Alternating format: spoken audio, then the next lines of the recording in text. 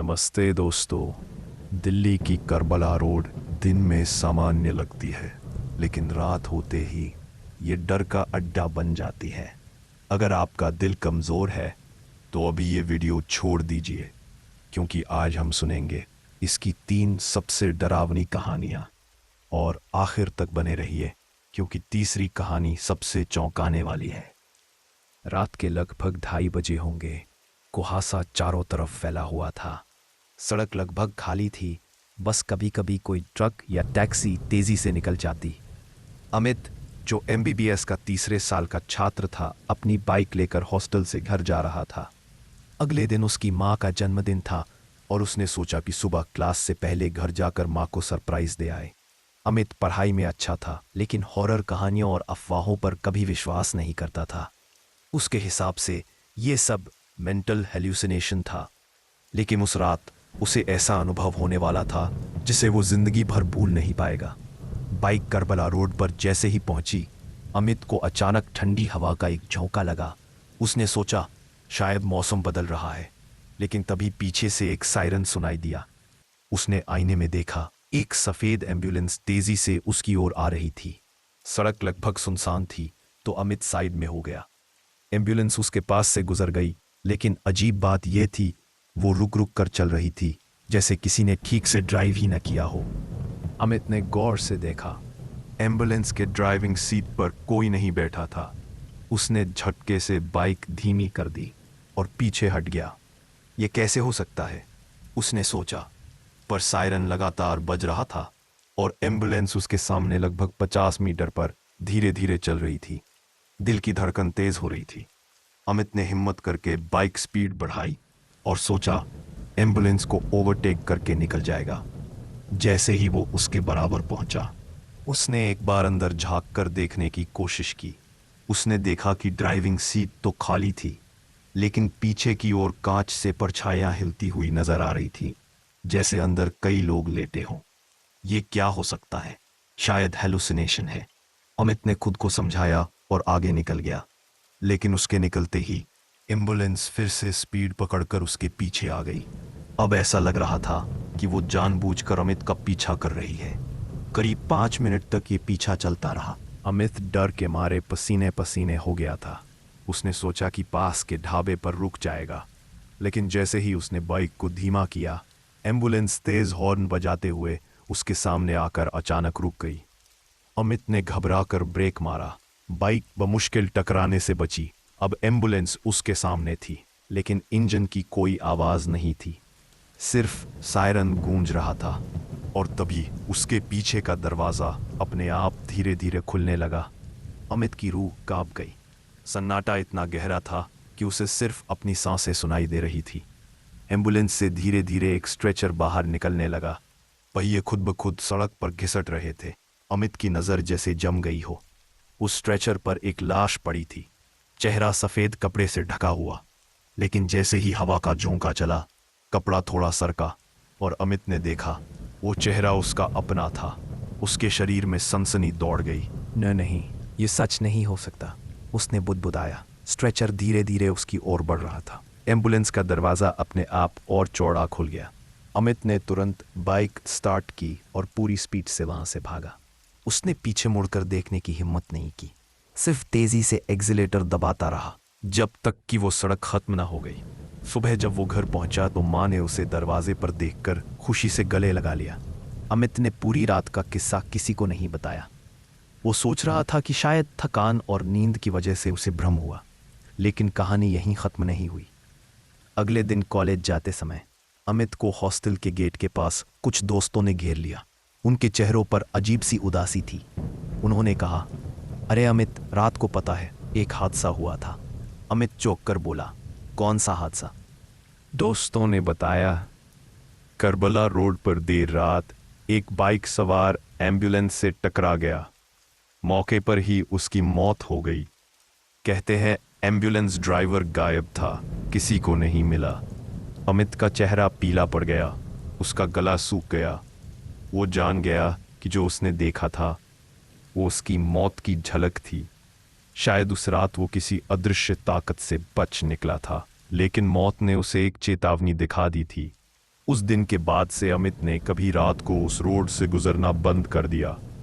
लेकिन आज भी जब भी करबला रोड से कोई एम्बुलेंस गुजरती है तो लोग कहते हैं कि कई बार उसमें कोई ड्राइवर नहीं दिखता, सिर्फ सायरन गूंजता है और पीछे से स्ट्रेचर अपने आप खिसकने लगता है।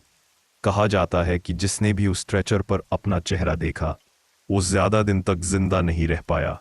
ये थी पहली घटना, लेकिन अब सुनिए दूसरी कहानी जो और भी डरावनी है। रात के लगभग 12:45, सर्दियों की ठंडी हवा और सड़क पर पसरा सन्नाटा। राहुल और समीर दोनों कॉलेज के दोस्त पार्टी से लौट रहे थे। बाइक पर राहुल चला रहा था और समीर पीछे बैठा था। पार्टी थोड़ी दूर थी, इसलिए उन्होंने शॉर्टकट लेते हुए करबला रोड चुनी। राहुल हंसते हुए बोला, भाई लोग कहते हैं ये रोड भूतिया है, लेकिन मुझे लगता है सब अफवाह है। समीर ने मुस्कुराकर जवाब दिया, हाँ, और अगर सच भी हुआ तो आज हमें ही मिल जाएगा। दोनों हंस पड़े, लेकिन अगले ही पल वो हंसी उनके गले में अटकने वाली थी। अचानक बाइक झटके से बंद हो गई। राहुल ने स्टार्ट करने की कोशिश की, पर इंजन ने कोई आवाज नहीं की। ये क्या बकवास है, अभी थोड़ी देर पहले तो ठीक चल रही थी, राहुल जलाया। दोनों ने उतरकर धक्का लगाया, लेकिन बाइक टस से मस नहीं हुई। सड़क सुनसान थी, न कोई गाड़ी न कोई इंसान, सिर्फ दूर दूर तक फैला धुंध और टिमटिमाती स्ट्रीट लाइट्स। समीर धीरे से बोला, यार यहाँ अजीब सी ठंड लग रही है। राहुल ने हंसकर टाल दिया, भूत प्रेत वाली कहानियों में ज्यादा मत फंस, अभी कोई ऑटो मिल जाएगा। लेकिन तभी उनके सामने सड़क के एक कोने पर सफेद परछाई दिखाई दी। पहले लगा जैसे धुंध हो, लेकिन जैसे जैसे वो आगे बढ़ी उसका आकार इंसानी होने लगा। समीर की आंखें चौड़ी हो गईं। राहुल, देख रहा है तू? राहुल चुप रहा। उसने देखा, वो आकृति एक औरत जैसी थी, लंबे बाल, सफेद कपड़े और चेहरा धुंधला। वो धीरे धीरे उनकी ओर बढ़ रही थी। कदमों की कोई आवाज नहीं, बस परछाई फिसलती हुई चल रही थी। दोनों के शरीर में सिहरन दौड़ गई। राहुल ने फुसफुसाते हुए कहा, चल भाग यहां से। उन्होंने बाइक फिर से स्टार्ट करने की कोशिश की, लेकिन इंजन ने जवाब नहीं दिया। परछाई अब और पास आ रही थी। उसकी चाल तेज नहीं थी, लेकिन फिर भी ऐसा लग रहा था जैसे वो कुछ ही सेकंड में उनके सामने होगी। समीर कांपते हुए बोला, अगर ये इंसान होती तो अब तक बोलती, ये कुछ और है। राहुल ने अचानक पत्थर उठाकर उस ओर फेंक दिया। पत्थर सीधा उसके आर पार निकल गया और वो सफेद परछाई हिलती डुलती सी और पास आ गई। अब वो महज कुछ कदमों की दूरी पर थी। उसका चेहरा अब साफ दिख रहा था, पर चेहरा किसी भी इंसान का नहीं लग रहा था। वो चेहरा धीरे धीरे समीर का रूप लेने लगा। राहुल ने देखा, वो परछाई अब समीर जैसी दिख रही है। वही बाल, वही आंखें, वही कपड़े। राहुल के मुंह से चीख निकल गई, ये तू ही है। समीर ने डर से पीछे हटते हुए कहा, क्या मतलब? मैं यहीं खड़ा हूं। अब वहां दो समीर खड़े थे, एक उसके बगल में और दूसरा वो सफेद परछाई। राहुल के हाथ पांव कांपने लगे। ये हो क्या रहा है? सफेद परछाई धीरे धीरे राहुल के करीब आई और उसी आवाज में बोली, राहुल चल मेरे साथ। राहुल पीछे हट गया। नहीं, तू समीर नहीं है। पर असली समीर भी डर से चिल्लाया, राहुल मैं हूं असली, उस पर मत भरोसा कर। अब राहुल के सामने दो समीर खड़े थे, एक दोस्त और एक उसका नकली रूप। राहुल समझ नहीं पा रहा था किस पर यकीन करे। उसने दोनों को गौर से देखा। दोनों बिल्कुल एक जैसे थे, चेहरा, कपड़े, आवाज। बस फर्क इतना था कि असली समीर की सांसें तेज चल रही थीं और परछाई वाली आकृति बिल्कुल शांत थी। राहुल ने हिम्मत करके असली समीर का हाथ पकड़ लिया और चिल्लाया, भाग। दोनों दौड़ पड़े, लेकिन परछाई उनके पीछे दौड़ने लगी। बिना आवाज के, बिना सांसों के वो उनके ठीक पीछे आ रही थी। राहुल और समीर ने सड़क पार की और जैसे ही दूर एक ढाबा दिखाई दिया, वहां भागते हुए पहुंच गए। ढाबे की रोशनी देखते ही वो परछाई अचानक रुक गई और धुंध में गायब हो गई। दोनों हाफते हुए कुर्सी पर गिर पड़े। ढाबे वाला हैरान होकर बोला, क्या हुआ? किससे भाग रहे थे? समीर कांपती आवाज में बोला, भाई उस रोड पर कोई है, कोई जो इंसान जैसा दिखता है लेकिन है नहीं। ढाबे वाले ने गहरी सांस ली और कहा, बेटा तुम दोनों किस्मत वाले हो जो बच आए। कई बार लोग वहां से वापस नहीं आते। कहते हैं वो परछाई इंसानों का रूप ले लेती है और उन्हें अपने साथ ले जाती है। राहुल और समीर चुप हो गए। उनके चेहरों पर अब भी दहशत थी। सुबह होते ही उन्होंने बाइक मंगवाकर घर जाने का फैसला किया, लेकिन जब राहुल ने बाइक स्टार्ट की तो इंजन पहली ही कोशिश में चालू हो गया, जैसे कल रात उसमें कोई समस्या थी ही नहीं। राहुल ने आईने में देखा, पीछे धुंध में कुछ सेकंड के लिए फिर वही सफेद परछाई खड़ी थी जो मुस्कुरा रही थी। आज भी राहुल और समीर उस रात को याद करके कांप उठते हैं। दोनों की दोस्ती कभी पहले जैसी नहीं रही, क्योंकि राहुल के मन में हमेशा ये सवाल रहता है, उस रात जब मैं भागा था, क्या सचमुच में अपने असली दोस्त समीर के साथ भागा था, या कहीं वो परछाई ही मेरे साथ थी। ये थी दूसरी कहानी। अब आई सबसे खतरनाक और सदियों से जुड़ी तीसरी दास्तान। दिल्ली की सर्द रात, करीब 2:30 बजे का समय। सड़कें खाली थीं और कोहरा फैला हुआ था।